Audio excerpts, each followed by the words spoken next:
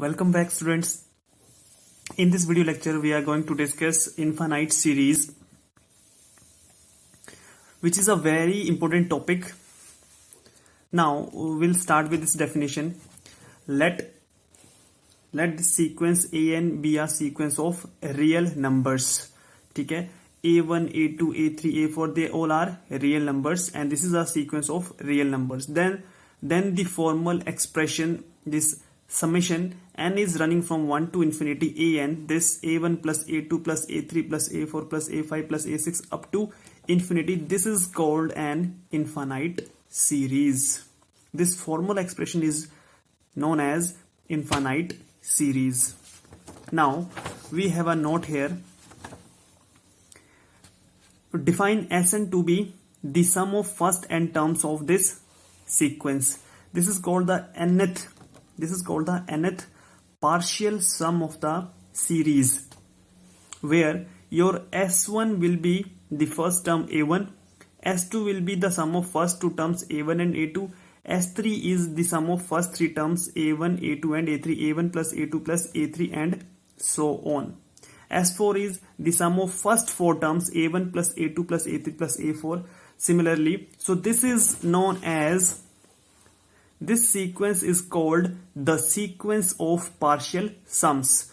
This has terms S1, S2, S3 and so on, where S1 क्या है? S1 is your A1, S2 is your A1 plus A2, S3 is your A1 plus A2 plus A3. This sequence is known as sequence of partial sums. Now, एक series जो है वो convergent कब होगी? When do we say that a series is convergent? Sequence की convergence को हम पढ़ चुके हैं कि एक सीक्वेंस जो है वो कन्वर्जेंट कब होता है? If and only if a sequence an converges to L, if and only for every epsilon greater than 0 there exists a natural number k such that modulus of an minus L is less than epsilon for all n is greater than equal to that natural number k. So यहाँ पे एक series जो है वो convergent कब होगी? कब एक सीरीज को हम कन्वर्जेंट बोलेंगे और कब एक सीरीज को हम कन्वर्जेंट नहीं बोलेंगे? So definition is, this series converges if and only if its SOPS, the sequence of partial sums converges. If and only if this sequence of partial sums, if and only if ये जो sequence है हमारा Sn, if and only if this sequence Sn converges, then we say this series converges. And in that case, इस sequence की जो limit आएगी, ठीक है, क्योंकि ये क्या है? This sequence converges. इस सीक्वेंस की जो लिमिट आएगी, that limit will be the sum of this series. That limit will be the sum of, इस सीक्वेंस की जो लिमिट होगी वही लिमिट इस सीरीज का सम होगी. ठीक है.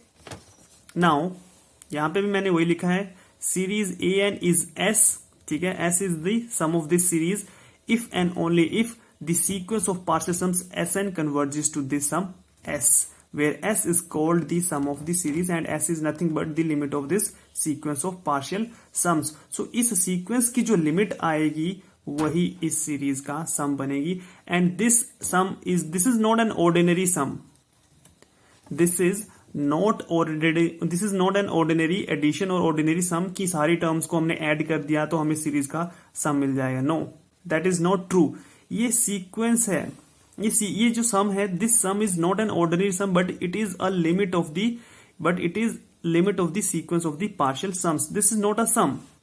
This is not an ordinary sum की सारी टर्म्स का हमने ऐड किया तो ऐड करने के बाद जो रिजल्ट आएगा that is your sum. No, this is not an ordinary sum but the limit of the sequence of partial sums.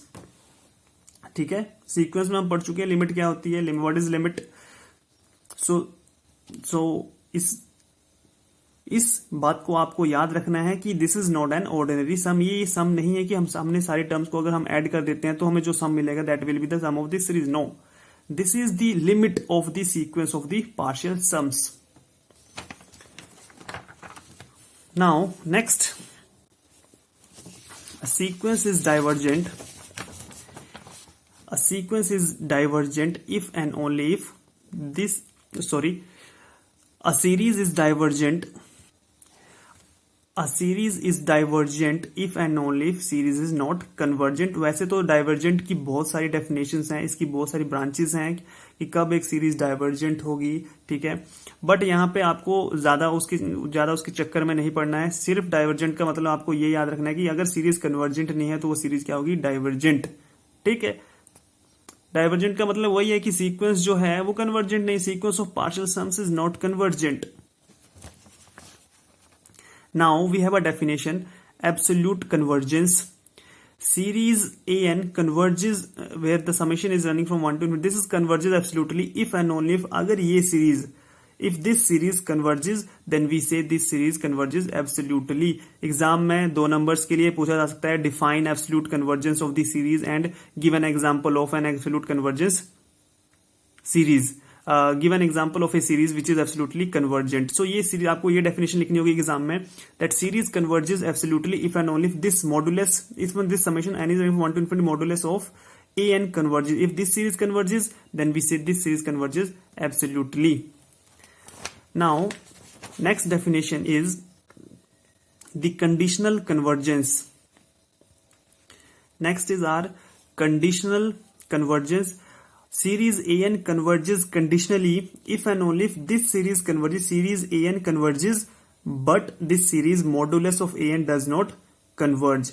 ये सीरीज कन्वर्ज करे बट ये सीरीज कन्वर्ज ना करे, ठीक है। एग्जाम्पल्स को हम बाद में पढ़ेंगे कि पेपर में इसको भी पूछा सकता है कि define the what is conditionally convergent series. तो आप लोग क्या लिखोगे definition, series AN converges conditionally if and only series AN converges but series AN does not, but series modulus AN does not converge. Give an example of a series which is conditionally convergent.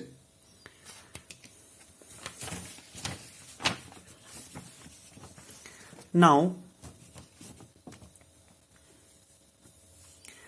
we have a theorem here which says, statement क्या है, if the series converges then ये जो sequence है AN, इस sequence की limit क्या होगी, 0। ये क्वेश्चन भी कई बार पूछा जा चुका है एग्जाम में। If this series converges then इस सीक्वेंस AN की लिमिट क्या होगी, 0। सपोज हमने क्या सपोज किया, अब अज्यूम क्या किया हमने, suppose this series converges, suppose this, हमारा क्लेम क्या है, our claim is to show that limit of AN is 0। तो अगर ये सीरीज कन्वर्ज कर रही है इसका मतलब है कि इस सीरीज का सम क्या आएगा, कोई ऐसा आएगा, if and only if sequence of partial sums converges to this sum S, ठीक है, by definition of convergence of series. कि एक सीरीज कन्वर्जेंट कब होती है, एक सीरीज कन्वर्जेंट तब होती है अगर उसका सीक्वेंस ऑफ पार्शियल सम्स जो है वो कन्वर्ज करे। तो उसकी हमने लिमिट को मान लिया यहाँ पे S, ठीक है, and that S is nothing but the sum of this series. Now हमें पता है कि Sn क्या होता है, the sum of first n terms, तो A1 plus A2 plus A3 up till AN। Now Sn minus 1 क्या होगा, the sum of first n minus 1 terms, then A1 plus A2 plus A3 up till AN minus 1। Now देखो Sn में से अगर आप इसको subtract करोगे तो we will be left with only this term AN, क्योंकि ये सारी टर्म्स जो होंगी वो कैंसिल आउट हो जाएंगी इन टर्म्स में से, ठीक है। अगर हम Sn में से इसको सब्ट्रैक्ट करते हैं Sn माइनस 1, देखो इसमें कितने टर्म्स हैं, इसमें n टर्म्स हैं, इसमें कितने टर्म्स हैं, इसमें n माइनस 1 टर्म्स है। सो इसमें एक टर्म ज्यादा है, वो ज्यादा वाली टर्म कौन सी है, AN, and that is your AN। So Sn में से अगर हम n माइनस 1 सब्ट्रैक्ट करेंगे so we'll be left with only one term that is AN। Now take limits both sides, दोनों तरफ अगर हम लिमिट अप्लाई करेंगे so we get here limit AN is equal to limit Sn। So using the algebra of convergent sequences, limit Sn minus limit Sn minus 1, Sn converges to S because series क्या है, series is convergent, series convergent है तो sequence of partial sums की limit क्या आएगी, S। Similarly Sn minus 1 जो sequence है उसकी लिमिट भी S ही आएगी, क्योंकि अगर सीक्वेंस में से हम एक या दो टर्म्स को कम कर दे तो इनफैक्ट अगर हम किसी एक सीक्वेंस कन्वर्जेंट है और उस कन्वर्जेंट सीक्वेंस से हम फाइनाइट नंबर ऑफ टर्म्स को रिमूव करते हैं तो उस सीक्वेंस की लिमिट पे कोई असर नहीं पड़ेगा, ठीक है। अगर हमारे पास एक सीक्वेंस है कन्वर्जेंट सीक्वेंस, उस कन्वर्जेंट सीक्वेंस में से अगर हम फाइनाइट नंबर ऑफ टर्म्स को भी रिमूव कर देते हैं तो उस सीक्वेंस की कन्वर्जेंस पे हमें कोई भी फर्क नहीं पड़ेगा, दोनों सीक्वेंस की लिमिट्स क्या होंगी, वो सेम ही रहेंगी। सो ये है, इसमें सिर्फ एक टर्म कम है which is your, so if this sequence S N converges to S, then इसके जितने भी सब सीक्वेंसेज होंगे वो भी सारे के सारे जो है वो इस लिमिट एस पे ही कन्वर्ज करेंगे। सो एस एन की अगर लिमिट एस है तो एस एन माइनस वन की लिमिट भी एस होगी, एस एन माइनस टू की लिमिट भी एस होगी, एस एन माइनस थ्री, सारे जितने भी सब सीक्वेंसेज होंगे इस सीक्वेंस के उन सभी की लिमिट्स क्या होंगी, एस ही होगी। So S minus S is zero, और हमें यही प्रूव करना था that limit of A N is zero. Now the converse of above theorem is not true. तो कन्वर्स क्या है, कन्वर्स ये है कि अगर किसी सीक्वेंस की लिमिट जो है वो जीरो है तो जरूरी नहीं है कि उसके कोरस्पॉन्डिंग जो सीरीज होगी वो कन्वर्ज करे। So converse of this theorem is not true, very very important. If देखो कन्वर्स की क्या स्टेटमेंट होगी, if limit of A N is zero, if limit of this sequence is zero, then the series need not be, इसके corresponding जो series होगी वो convergent नहीं होगी। हमने ए एन को डिफाइन किया 1/n for every N in the natural number, then we know that इस सीक्वेंस की लिमिट क्या होती है, limit A N is limit 1/n which is zero. ठीक है, इसको मैं आपको पहले ही करवा चुका हूं, इसकी लिमिट क्या होती है, इस सीक्वेंस की लिमिट हमेशा जीरो मिलती है यूजिंग आर्किमिडियन प्रॉपर्टी।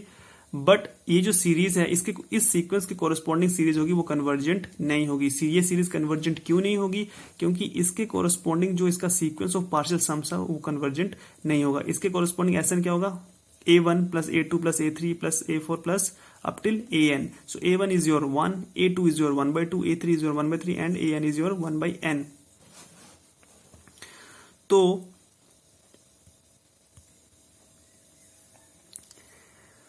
तो इसको हम पहले ही कर चुके हैं, पहली प्रीवियस वीडियो में, इसको मैं प्रीवियस वीडियो में भी सॉल्व कर चुका हूं कि s इसका जो डिफरेंस आएगा s2n माइनस एस एन का, that will be your greater than equal to 1/2। आप उस वीडियो में देख सकते हो कि ये जो डिफरेंस है that s2n minus S N that is greater than equal to 1/2 for all N in a natural number. ठीक है, इसको आप, ये कैसे आया इसको आप प्रीवियस वीडियो में देख सकते हो, जहां पे मैंने लिखा हुआ है application of Cauchy's general principle of convergence, उसमें मैंने शो किया हुआ है कि this difference is always greater than equal to 1/2 for all natural number n। अब हमें प्रूव करना है कि this SOPS sequence of partial sums is not convergent. Suppose this is Cauchy, मान लो ये कॉशी सीक्वेंस है। ठीक है, तो कॉशी सीक्वेंस की डेफिनेशन के अकॉर्डिंग हर एक एप्सिलॉन के कोरस्पॉन्डिंग हमें क्या मिलेगा, एक नेचुरल नंबर मिलेगा such that SN minus SM will be less then that epsilon. तो हर एक कॉशी के हर एक एप्सिलॉन के कोरस्पॉन्डिंग, तो हमने इन पर्टिकुलर एक एप्सिलॉन डिफाइन किया यहाँ पे 1/3। इसका मतलब है कि इस एप्सिलॉन के कोरस्पॉन्डिंग भी हमें क्या मिलेगा, एक नेचुरल नंबर k मिलेगा such that SN minus SM will be less than 1/3 for all n and m greater than equal to this natural number k। Mark it as equation 1 and mark it as equation number 2। अब देखो n को आप put करो, put n is equal to k in 1। यहां पे n की value आप k substitute करो, क्योंकि k क्या है, k is a natural number and this holds for every natural number. ठीक है, स्टेटमेंट 1 जो है वो होल्ड कर रही है हर एक नेचुरल नंबर के लिए। तो हम अब k क्या है, k is also natural number, so n को k रखो यहाँ पे, तो हमें क्या मिलेगा, will get here what do we get, that s2k minus sk is always greater than equal to 1/2। Now see statement 2 जो है, इनइक्वालिटी 2 जो है, that holds for all n and m greater than equal to k। वो सारे n and m जो k से बड़े हैं या फिर इक्वल है उनके लिए ये वाली जो इनइक्वालिटी है वो होल्ड कर रही है। अब n को रखो 2k जो है वो k से बड़ा है, 2k is greater than equal to k, और m को रखो k and k is greater than, k जो है वो k के बराबर है। तो n और m दोनों जो है वो इस कंडीशन को सेटिस्फाई कर रहे हैं। इनइक्वालिटी 2 में क्या है, n and m greater than equal to k। तो n और m जो है, n को रख दिया हमने 2k is always 2k is greater than k, और m को रख दिया हमने k substitute k which is equal to k। So यहाँ पे हमने n को रखा 2k, हमें क्या मिलेगा यहाँ से, that s2k minus sk is less than 1/3। तो कॉन्ट्राडिक्शन है। यहां से हमें क्या मिल रहा है, यहां से हमें मिल रहा है कि difference is greater than equal to 1/2, और यहां से हमें मिल रहा है कि डिफरेंस जो है वो 1/3 से लेस है, विच इज अ कॉन्ट्राडिक्शन। देखो यहां से हमें क्या मिल रहा है, यहां से मिल रहा है कि डिफरेंस जो है या तो 1/2 है या फिर 1/2 से बिगर है, और यहां से हमें क्या मिल रहा है कि डिफरेंस जो है वो 1/3 से लेस है। तो कॉन्ट्राडिक्शन आ रही है, which is a contradiction. This implies this sequence SN is not a Cauchy sequence, Cauchy नहीं है तो ये सीक्वेंस कन्वर्जेंट भी नहीं होगा by using Cauchy's general principle of convergence. तो अगर ये सीक्वेंस जो है वो कन्वर्जेंट नहीं है तो इसकी कोरिस्पॉन्डिंग जो सीरीज थी, this series is not convergent.